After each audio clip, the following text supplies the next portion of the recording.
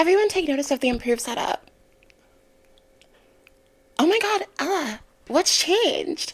I switched my computer to being like a cup filled with water to hold my phone. I literally have no idea why I didn't think of this earlier, but we've thought of it now, and that's what matters.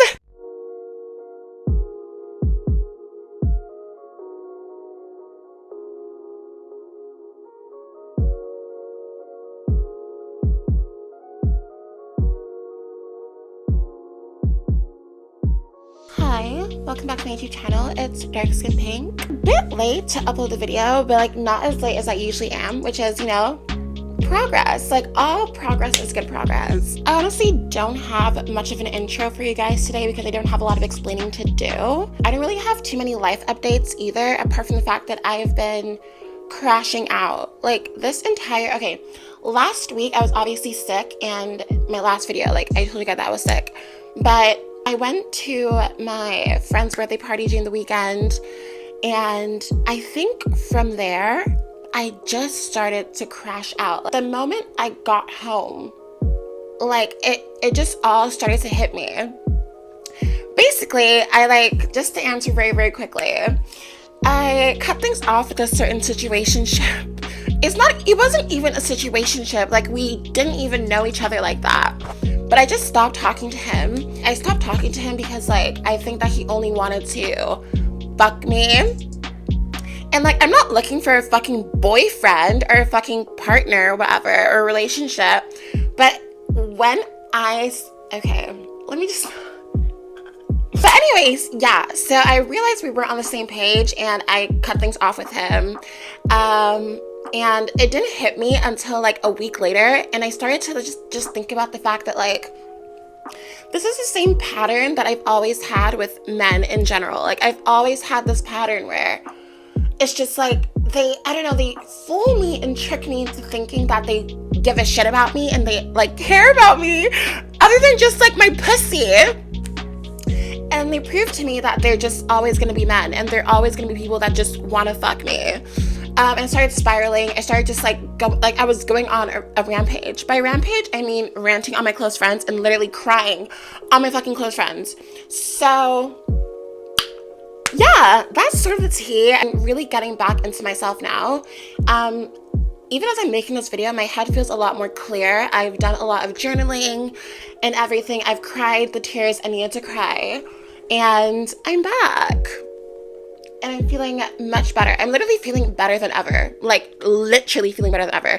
I think I was holding on to a lot of shit over the past months in general, and this week was just a purge. My body just needed a purge. So I've been crashing out about a bunch of different random stuff. But we're back, and we're feeling good. So we're gonna do another Big Sister Talk video. It's another Big Sister Talk Q&A. When you guys sent in questions last time, I couldn't answer all of the questions. So basically, this is gonna be a part 2 where we answer the rest of the questions. So yeah, I have the questions over here on my computer. So someone asks, how do you be a fab girl? I don't necessarily consider myself a fab girl. However, I have my own personal ideas of what it means to be fab and to be a fab girl. I think being a fab girl is in you. It's not on you. And what I mean by that is being a fab girl is not necessarily about being the prettiest or being the one that gets the most niggas, or the one that has the most money, or the one that's the most mysterious or aloof. That's not really for me what being a fab girl is. Yes, that is being a fab girl in societal standards, and I still see people like that as textbook fab girls.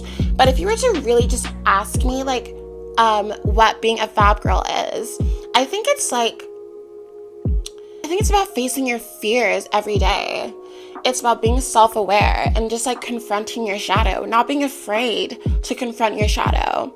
It's about being a people's person, being kind to people, and uplifting other people, using your life, the things that you've overcome, your challenges, to sort of uplift others and make them realize their power, make them realize their worth. You know what I mean? It's about owning your insecurities. It's about I don't know, being honest, I feel like, what the hell, I feel like I'm gonna cry. Lol. It's about being honest with yourself. You know what I mean? Like, fab girls, like, they take accountability. Like, they know when they're wrong. They control their ego. Like, that to me is being a fab girl. Like, just trying your best to live as authentically and as lovingly as possible. And, like, showing gratitude. Like, all of these things to me are what constitute a fab girl. And I believe that you should always be teachable. If you're always teachable, everything else that you even see as like, oh, this is like what being a fab girl is, that will follow. You just need to be teachable and allow the universe or like people around you or whatever it is that you believe in, allow that to guide you to where you need to be. Allow love to lead you. You know, that to me is being a fab girl. Someone asks, how do I stop feeling crazy? Bitch, when you find out, let me know. Text my fucking number and you let me know how to stop feeling crazy. Because didn't I just tell you that I crashed out? I literally just crashed out last week. Like, when you find out, let me know, because I literally feel like I'm batshit crazy 24/7. I feel like I'm a nutcase. So you know what? Like, I really cannot answer that question for you because I'm in the same boat. Ew, this is a nice question. This is like, I think this is the first time I'm getting a ballroom question. Someone asks, was it hard making the jump from Baby Vogue to big girl female figure categories?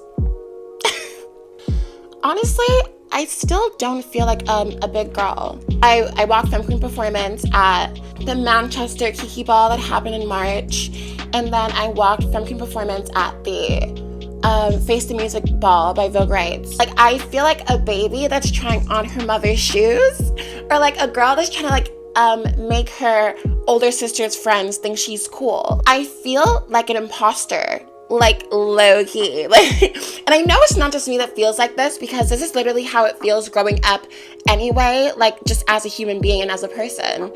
You're always gonna feel like an imposter. I honestly still don't feel as though I'm, like, properly ready for Femme Queen Performance. I feel like I'm, like, jumping the gun. I feel like I'm like, girl, like, you are a child, you're a baby. Even though I'm not, but I don't feel like a big girl. You're never gonna feel like a grown-up, and I just think that I'll learn as time goes on. I'll learn as the years go by. Like, yeah, it's quite hard, but growing up in general is hard. You know, it just takes some getting used to. It takes practice. I think people have this misconception that when you graduate and you're now walking the big girl categories, you're supposed to already feel fab. You're supposed to already be like a finished product. And I find that that's what sort of like deters a lot of people from coming out or from graduating from Baby Vogue, or from like, even if they don't walk Baby Vogue anymore, they just like don't come out for their big girl categories until like miles later. Honestly, that's fine. Your journey is still your journey. Like, it doesn't have to look like mine, and mine doesn't have to look like yours. But I will say that everything is always a work in progress. Like, you're never going to be perfect right off the rip. You're never too big to attend Cartier's classes on Monday and Wednesday. You're never too big to like drill the fundamentals again. You're never too big to revisit old things that you think you might be a master of, and like, you're never too big to start again. You're never too big to like, I don't know, take your Vogue and just scrape it all off the wall and say, we're gonna start afresh and we're gonna figure out what the fuck we're doing. You're never too big to be teachable. Like, I think that is what allowed me to make the jump, because I was like, I don't need to be perfect. Obviously, when I first come into Femme Performance, I'm not gonna be fucking Joanna Juicy. You know what I mean? I'm not gonna be fucking Aitana Unbothered Cartier. I'm just not. So it's, but it's true, like, I'm not gonna be anywhere close to them just yet, because I need time.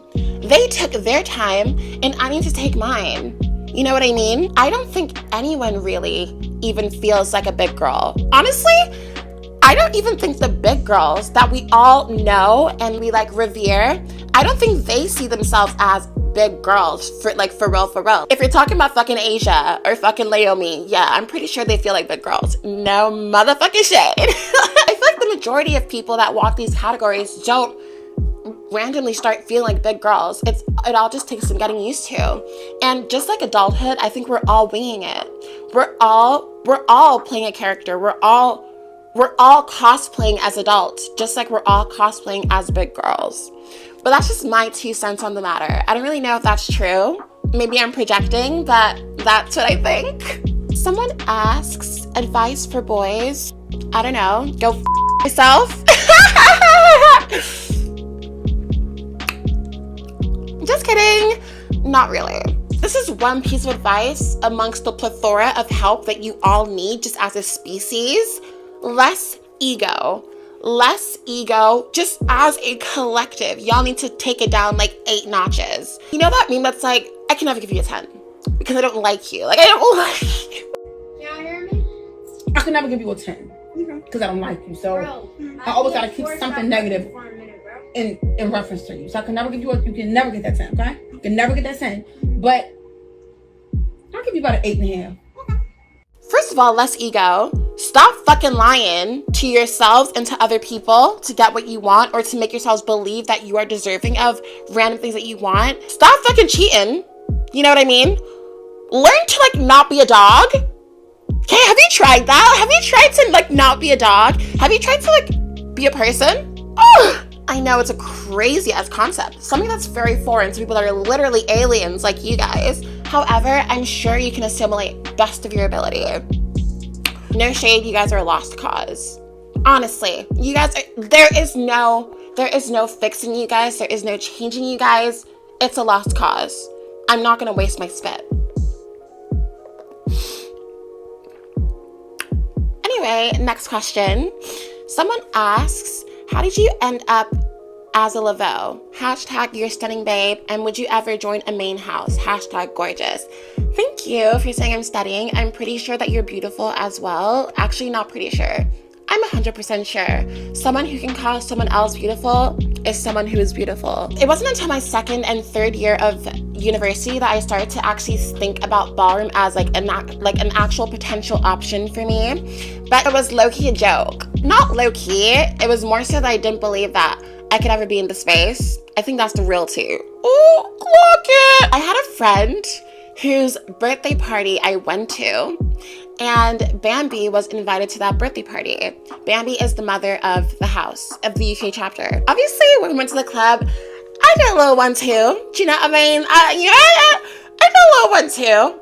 And it was shit. It was absolutely diabolical. When we went out to eat, I asked her, I said, oh, like, do you think I could ever walk a ball? And she's so, like, generously and politely told me, she was like, no, not yet. But, you know, with some training, we can definitely get you there. You know what I mean? Like, that is, like, that was such a beautiful answer because, like, no shade. Like, no, girl, not yet. That's when I started, like, connecting with her on socials, and I got her number. And she invited me to like a couple training sessions. That was where I sort of got to have a feel for how like people in the house interacted with each other and the relationships that they had with each other. Personally, for me, when I was getting more into ballroom as like a thing and as a place, what really drew me to it was the family aspect. What really drew me to it was this potential of seeing so many other girls that are like me, so many other, like, and they were black. They were majority black. Like, that was, like, a crazy, like, incredible concept to me.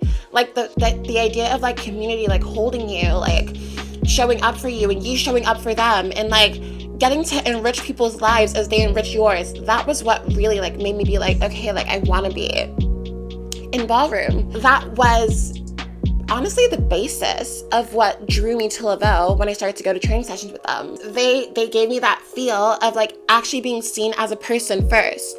I feel like in ballroom it's very like it's very common as a femme queen especially to like for people to just see you and see, oh, femme queen, you know, and don't get me wrong, I live for that.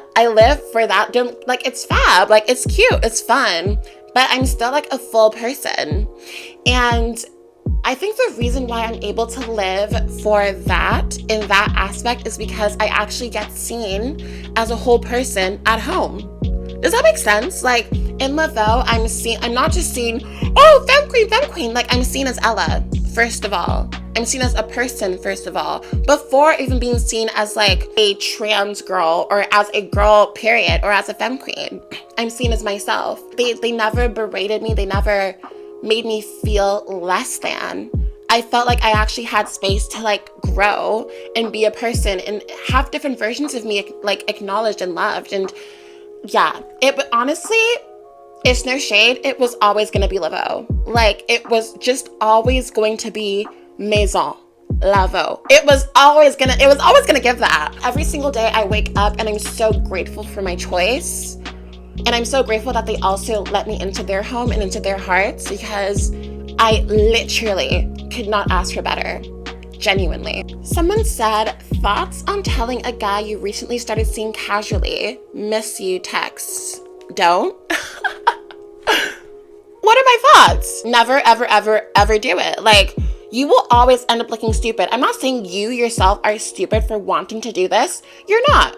You're actually very human. You're very normal, actually, for wanting to do this. It's a normal thing to want to connect with people that you are interested in and that you like. So don't let these losers make you feel like you're a loser for just being human. No, there's nothing wrong with you. You're not the one that's stupid per se, but you will end up feeling stupid. You're not gonna get what you're expecting. Like, you're probably gonna get like, I don't know, look, you're just a human being with feelings and probably some attachment issues, but let me not project because I don't know everything about you. Let me tell you something.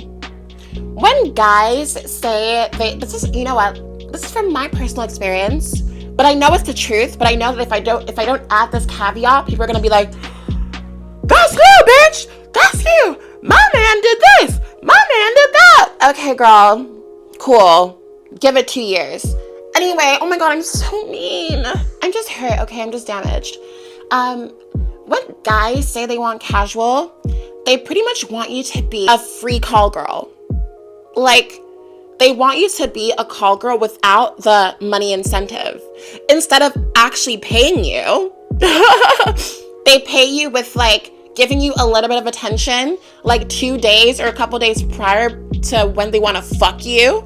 And that's them just setting up the stage for you to be tricked. They keep you on a leash. If you're not smart, you'll think that them giving you crumbs is them being busy or them just being like not really as into you. Men are never into anybody apart from other men. Not even in like, oh, all men are gay, because I don't believe in that rhetoric, because that's just kind of stupid to me. But it's more so that men only really like and respect other men. Like, that's just what it is. Like, not in a way of they're gay, but just in a way of misogyny, bitch. Like, but the patriarchy Miss Thing. And yeah, I know someone's gonna be like, my man likes me. Good. That's good for you. I'm honestly so happy for you. Honestly, I'm ecstatic for you. But I'm speaking to the girls that are like me. Do you know what I mean? The girls that just don't understand what the fuck is going on. I'm speaking to them. They'll give you some attention, and before you know it, they're asking you to hang out. The hang out obviously means fuck.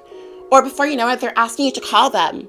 The call obviously means they want to masturbate to your voice. Like, you think I'm playing. Like, you guys think I'm playing? But I promise you, this is the tea. Every single thing is with a sexual motive. Don't ever think that you're that girl. Don't ever think that you're that girl. No shade. If he's not texting you, he's texting his other bitches. He's gonna find a booty somewhere, Miss Thing. If it's not you, it's gonna be some other girl. No shade. Then after you give him what he wants, and you're thinking that, oh, like maybe this guy like actually does care about me. This is like little girl shit. Like, honestly, when you get to like my age or like whatever, like, you will spot the signs a lot earlier, but you might be thinking, oh my god, like he actually like da-da-da-da. Even though we're casual, like he cares about me, da-da-da-da. And then after you give him what he wants, does he text you? Has he texted you that he misses you? Has he even just asked how your day was? Is he even interested in what you have to say? Your life, your interests? Does he care? No. After he ejaculates, That's it. He does not give a shit about your life or like what you have to say afterwards. In fact, if he had his way, immediately the nut is out, you would disappear. Like, you would just disappear until he's horny for you again. Y'all might call me extreme, but this is the real tea. Let me just relax. The fact that you have to ask if, oh my gosh, is he gonna think this? Is he gonna think that? Already tells you that this is not what you want. Men literally can only give you dick. A man cannot give you emotional connection. A man cannot emotionally fulfill you. At least not me. Maybe those that let me stop. My friends and my girls especially have set the bar so high for what I expect from a normal connection that literally no man, I don't believe any man, unless he's trans, would be able to ever give me that. No. Like, no. Do you even miss him, or do you just miss feeling desired and wanted by him? Do you miss the attention he used to give you? Are you just attached? Let me guess. Dad? Mom? Oh, okay. Okay. So no, I don't want you to text that boy, I miss you. Don't do it. Don't do it. Don't do it. Let me lubricate this thing.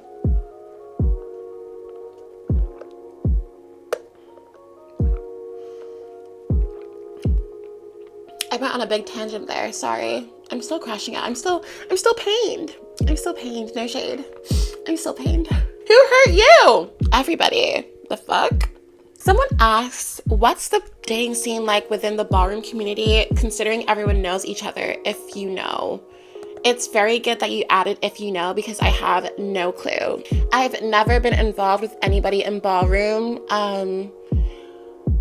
I've only ever heard things from people that are outside of myself. I've only ever heard other people's experiences and like hearsay and rumors and like whatever. So I couldn't give you a personal opinion because I don't have any personal accounts of it. Whoopsies. I do hear that it can be really messy. I don't really hear a lot of good things. Before I end the video, I will answer one more question that was left in my previous Big Sister Talk video. Someone commented saying, "Hi, this was a great video. I don't have Instagram, but if you do another one in the future, I would like to ask, how can I feel more feminine in my natural 4C hair? And how can I use extensions without damaging my hair in the long run?" I need to lubricate. I'm not the type of person to be dishonest with myself, and I'm not going to be the type of person to be dishonest with you. 4C hair is very masculinized in this society, especially the shorter it is, and God help you if on top of that you're dark skinned. Like, literally, God help you. We can sit here all day and talk about, dismantling internalized anti-blackness. When you notice the literal night and day difference in how you're perceived, received, and treated when you have your 4C hair out versus when you have like a wig on, or when you have your hair in a protective style like braids or something, that shit gets to you. It does not matter how tough you think you are. It doesn't matter how strong and thick-skinned you are. It doesn't matter how many beautiful black girls with 4C hair you have plastered on your wall and plastered on your Pinterest board.